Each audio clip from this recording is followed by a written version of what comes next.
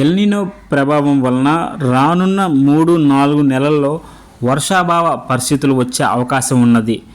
ఈ వర్షాభావ పరిస్థితులను అధిగమించడానికి నిమ్మ రైతులు తమ పంటకు బీమా చేయించుకోవాల్సిందిగా ఉద్యాన అధికారి గూడూరు ఎస్ సునీత సూచించారు.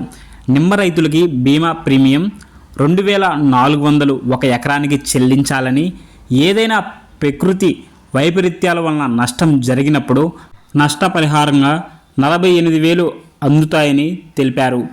దీనికి చివరి తేదీగా జూలై 24 నుంచి 31 వరకు పొడిగించబడింది. కావున రైతులు దీన్ని సద్వినియోగం చేసుకోవాలని కోరారు. కిసాన్ క్రెడిట్ కార్డు ద్వారా పంట రుణం పొందిన రైతులు బీమాకు అర్హులు. రుణాలు తీసుకొని అన్నదాతలు సమీకృత అధికృత కేంద్రాల వద్ద నమోదు చేసుకోవచ్చు.